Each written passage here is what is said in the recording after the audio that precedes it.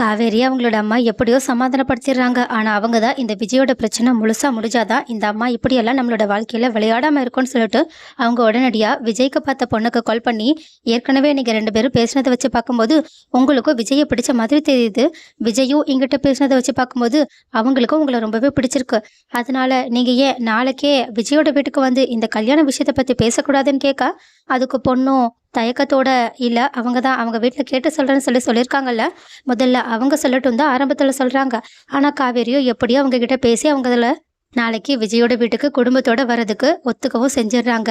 ஆனா அடுத்த நாள் காலையில விஜயும் தனக்கு பின்னாடி காவேரி இப்படி ஒரு விஷயத்த பண்ணிருக்காங்கன்றதை தெரிஞ்சுக்காததுனால அவங்க காவேரியோட கோவத்தை குறைக்கிறதுக்காக அவங்களோட ரூம் ஃபுல்லா பலூனால டெக்கரேட் பண்ணி வெளியே சாரின்லாம் பலூனால கேட்டு வச்சிருக்காங்க. அப்பதான் ஸ்கூலுக்கு ரெடியாகி வெளியே வந்த காவேரி இதை பார்த்துட்டு, ஹலோ, நீங்க என்ன பண்ணிக்கிட்டு இருக்கீங்க? இது யாரு வீடு நினைச்சுக்கிட்டு இருக்கீங்க? இங்க பாருங்க, நான் ஏற்கனவே சொல்லிட்டேன், இவ்வளவு உரிமையோட என்கிட்ட நடந்துக்காதீங்கன்னு. இப்போ முதல்ல நீங்க எதுக்காக இங்க வந்து இப்படி எல்லாம் பண்ணிக்கிட்டு இருக்கீங்க? கோமாளி மாதிரி எனக்கு பிடிக்கவே இல்லை. அம்மா எங்க போனாங்க? அம்மா அம்மான்னு கேட்க, அதுக்கு விஜயும், இல்ல உங்க அம்மா கடைக்கு போயிருக்காங்க. ஓ, அப்ப அவங்க கடைக்கு போயிட்டாங்க. வீட்டு வாசல் திறந்திருந்தா எப்படினாலும் உள்ள பூந்தெல்லாம் நினைக்கிறீங்களோ? இங்க பாருங்க, இப்படி அதிக பிரசங்கித்தனமா பண்ற யாரையும் எனக்கு சுத்தமா பிடிக்காது. முதல்ல வீட்டை விட்டு வெளியே போங்க. உங்களுக்கு ஏற்கனவே ஒரு பொண்ணை பார்த்தாச்சு இல்ல, அந்த பொண்ணும் கண்டிப்பா இன்னைக்கு உங்களை வந்து பார்ப்பாங்க. அதுக்கப்புறம் நீங்க உங்களுக்கு பிடிச்ச மாதிரி அந்த பொண்ணை கல்யாணம் பண்ணிட்டு அம்மாவோட சேர்ந்து சந்தோஷமா வாழ வேண்டியதுன்னு எதுக்காக என் பின்னாடியே வந்துகிட்டு இருக்கீங்க? உங்களோட கேரக்டரும் பிடிக்கல, உங்களோட இந்த கேவலமான எண்ணமும் எனக்கு பிடிக்கல. தயவு செஞ்சு இங்கிருந்து வெளியே போங்கன்னு சொல்ல, ஆனா விஜயும், என்னங்க, நான் தெரியாம நேத்து சும்மா விளையாட்டுக்கு தான் அப்படி சொன்னேன். ஆனா அதுக்காக என்னை பத்தி இப்படி எல்லாம் நீங்க பேசுறது உங்களுக்கே கொஞ்சம் நியாயமா தெரியுதா? நீங்க என்ன ரொம்பவே ஹர்ட் பண்றீங்க. அது உங்களுக்கே புரியுதா இல்லையா? நல்லா புரியுதுங்க. ஆனா நீங்க என்ன எந்த அளவுக்கு ஹர்ட் பண்றீங்கன்றதுதான் உங்களுக்கு புரியவே இல்லை. தயவு செஞ்சு வெளியே போங்கப்பா. இதுக்கு மேலேயும் உங்ககிட்ட இப்படி எல்லாம் பேசணுன்ற அவசியம் எனக்கு கிடையாதுன்னு அவங்கள வெளியே துரத்த பாக்குறாங்க. இதை பார்த்துட்டு கரெக்டா அங்க வந்த சாரதாவும், என்னடி பண்ணிக்கிட்டு இருக்கா? தம்பிக்கிட்ட எப்படி எல்லாம் பேசிக்கிட்டு இருக்க? நான் இங்க வரும்போது தம்பி இங்கதான் இருந்துச்சு. நான் தான் இதோ இந்த கடைக்கு போயிட்டு வரேன், நீ வீட்டை மட்டும் பாத்துக்கோன்னு விட்டுட்டு போனேன். அது மட்டும் இல்லாம நேத்து நான் உங்ககிட்ட எவ்வளவு சாரி கேட்டேன். அதை கேட்டதுக்கு அப்புறமா தானே நீ சமாதானம் ஆன. அந்த விஷயத்த நான் தம்பி கிட்ட சொன்னேன். தம்பியும் நானும் சாரி கேட்கறேன்னு சொல்லிட்டு வந்து நின்றுட்டு இருக்கு. ஆனா நீ என்னடானா இப்படி எல்லாம் அந்த தம்பியை கஷ்டப்படுத்திக்கிட்டு இருக்க? இங்க பாருடி, வர வர உனக்கு திமிரு அதிகமா போயிடுச்சு. இப்படி இருக்கனாலதான் உன்னை எவனுக்கும் பிடிக்கவும் மாட்டேங்குது, உன்னை எவனும் கல்யாணம் பண்ணிக்க மாட்டேன்னு சொல்லிக்கிட்டு இருக்கான்னு அப்படியே வார்த்தையை விட்டுறாங்க. இதை கேட்டுட்டு விஜயும், இல்ல இல்ல, என்னால தானே இந்த பிரச்சனை, விடுங்க, நான் இங்க இருந்து கிளம்பி போறேன். சாரி, உங்ககிட்ட சாரி கேட்கறதுக்காக தான் வந்தேன். நீங்க சொன்ன மாதிரி இது எல்லாத்தையும் நான் கொஞ்சம் ஓவரா தான் பண்ணிட்டேன்னு நினைக்கிறேன். இது எல்லாத்தையுமே நானே எடுத்துட்டு போயிடுறேன்னு சொல்லிட்டு அவங்க சோகத்தோட அந்த டெக்கரேஷன் எல்லாத்தையுமே கழிச்சு போட்டுட்டு அங்கிருந்து கிளம்பி போறாங்க. இதை பார்த்துட்டு சாரதாவுக்கும் மனசே கேட்கல. அதனால அவங்க காவேரி கிட்ட சண்டை போட, ஆனா காவேரியும், இங்க பாருமா, தேவையில்லாம அந்த ஆளுக்காக என்கிட்ட எல்லாம் வக்காலத்தை வாங்கிக்கிட்டு இருக்காத. இப்படி எல்லாம் சொன்னாவது அந்த ஆளுக்கு ரோஷம் வருதான்னு பார்ப்போம். தேவையில்லாம அடுத்தவங்க வீட்டுல இப்படி உரிமையோட இருக்கிறது அந்த ஆளுக்கு கொஞ்சம் அசிங்கமா தெரியலன்னு அவங்க உள்ள சண்டை போறது வெளியே போய்கிட்டு இருக்க விஜய்க்குமே கேக்குது. இது எல்லாத்தையுமே கேட்டுட்டு விஜய் இன்னுமே ரொம்பவே வருத்தப்பட்டு கார்ல கிளம்பி போய்கிட்டு இருக்காங்க. ஆனா வீட்டுக்கு போனதுக்கு அப்புறமா காவேரி அரேஞ்ச் பண்ண அந்த விஷயம் விஜய்க்கு நடக்க ஆரம்பிக்குது. அந்த பொண்ணு குடும்பத்தோட வந்து விஜயோட குடும்பத்துக்கிட்ட பேசிக்கிட்டு இருக்காங்க. அதுவும் தாத்தாவுக்கோ ராதாவுக்கோ அவங்க கிட்ட என்ன சொல்றதுன்னே தெரியல. அவங்க விஜய் வரட்டும், அதுக்கப்புறமா நம்ம பேசிக்கலாம்னு விஜய்க்காக வெயிட் பண்ணிக்கிட்டு இருக்க, கரெக்டா அங்க விஜயுமே வந்து இது எல்லாத்தையுமே பார்த்துட்டு, நான் கொஞ்ச நேரம் இந்த பொண்ணு கிட்ட தனியா பேசணும்னு சொல்லிட்டு காவேரி அவங்களுக்கு பார்த்த பொண்ணை தனியா கூட்டிட்டு போயிட்டு, உண்மையாவே காவிரிக்கு அவங்களுக்கும் நடுவுல என்ன உறவு இருக்கு, இப்ப என்ன பிரச்சனையால இது எல்லாமே நடந்துட்டு இருக்குன்ற முழு விவரத்தையுமே சொல்ல, இதை கேட்டுட்டு அந்த பொண்ணு கோவப்படுன்னு பார்த்தா அவங்க அதுக்கு மாறா விஜய் மேல ரொம்பவே வருத்தப்பட ஆரம்பிக்கிறாங்க. அது மட்டும் இல்லாம, உங்க நல்ல மனசுக்கு கண்டிப்பா உங்க ஒய்ஃப்க்கு உங்களை பத்தினா பழைய ஞாபகங்கள் எல்லாமே திரும்பி வரணும்னு நான் அந்த கடவுளை வேண்டிக்கிறேன். என்ன, நீங்க ரொம்பவே நல்லவங்களா இருக்கீங்க, எனக்கு ரொம்ப நல்ல லைஃப் பார்ட்னரா இருப்பீங்கன்னு நினைச்சேன். பட் பரவாயில்ல, நீங்க சந்தோஷமா இருந்தாவே போதும். கூடிய சீக்கிரம் உங்களோட ஒய்ஃபும் உங்களை பத்தின நினைவு வரணும்னு நான் நினைச்சுக்கிறேன்னு சொல்லிட்டு அவங்க அங்கிருந்து டீசெண்டா கிளம்பி போறாங்க. இது எல்லாத்தையுமே பார்த்துட்டு இந்த பொண்ணுக்கும் நல்ல ஒரு வாழ்க்கை அமையணும்னு விஜயுமே நினைச்சுக்கிட்டு இருக்காங்க. ஆனா இன்னொரு பக்கமோ காவேரிக்கும் அந்த பையன் நல்லா தான் பேசிக்கிட்டு இருந்தான், எதுக்காக நம்மளை ரிஜெக்ட் பண்ணன்ற காரணம் கூட நமக்கு தெரியலன்னு சொல்லிட்டு அவங்க மண்டையை கொலைப்படுறது மட்டும் இல்லாம உடனடியே இந்த விஷயத்த அந்த பையனுக்கே கால் பண்ணி டைரக்டா கேட்டா என்னன்னு சொல்லிட்டு அந்த பையனுக்கு டைரக்டா கால் பண்ணி, இங்க பாருங்க, நான் உங்களுக்கு செட் ஆக மாட்டேன்னு நீங்க சொன்னீங்க, அதை நான் ஏத்துக்கிறேன். ஆனாலும் நான் என்ன தப்பு பண்ணேன், இல்லைன்னா என்கிட்ட என்ன குறை இருக்குன்னாவது நீங்க சொன்னீங்கன்னா கொஞ்சம் நல்லா இருக்கும். ஏன்னா என்கிட்ட நீங்க அது வரைக்கும் நல்லா தான் பேசிக்கிட்டு இருந்தீங்க. அப்புறம் அந்த ஆள் வந்ததுக்கு அப்புறமா அவங்ககிட்ட என்னமோ பேசுனீங்க. அவங்க என்னை பத்தி என்ன சொன்னாங்கன்றத நான் தெரிஞ்சுக்கலாமா? என்னங்க உங்களோட முறை பையனை போய் நீங்க இப்படியெல்லாம் பேசிக்கிட்டு இருக்கீங்கன்னு அவங்க கேட்க உடனே காவேரியும் ஒரு நிமிஷம் அவங்க ஒன்றும் என் முறை பையன் கிடையாதே.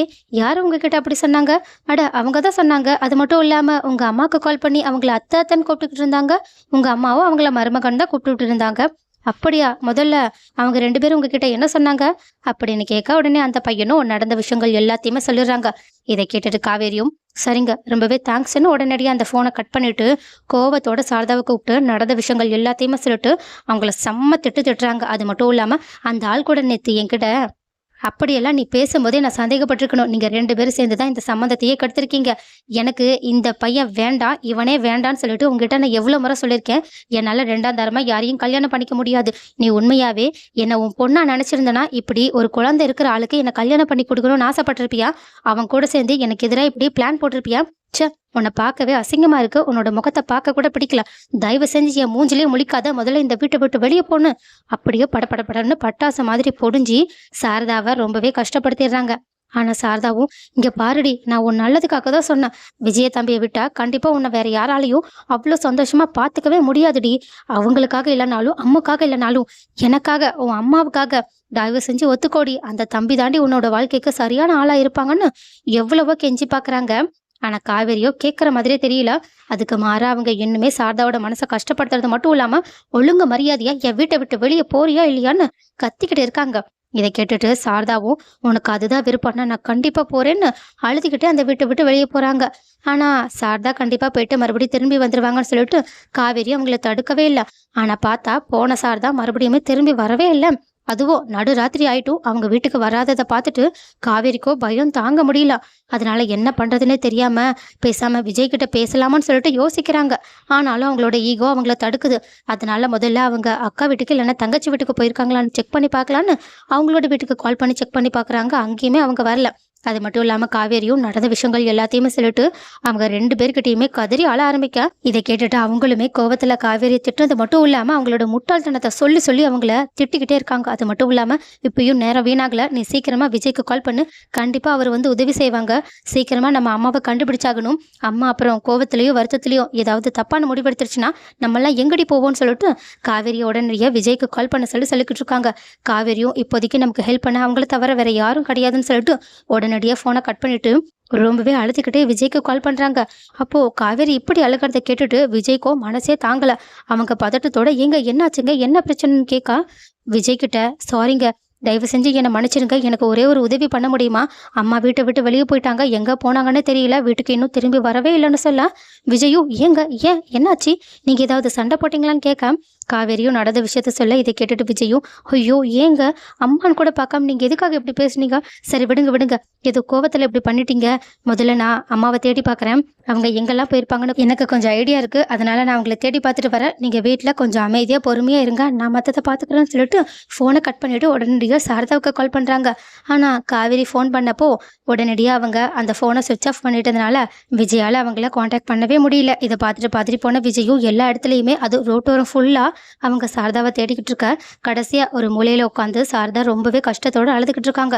இதை பார்த்துட்டு அவங்க கிட்ட போன விஜயும் ஏன் ஏன் அத்தை இப்படி உட்காந்து அழுதுகிட்டு இருக்கீங்க? இல்ல தம்பி, காவேரி என்கிட்ட எப்படியெல்லாம் பேசிட்ட தெரியுமா?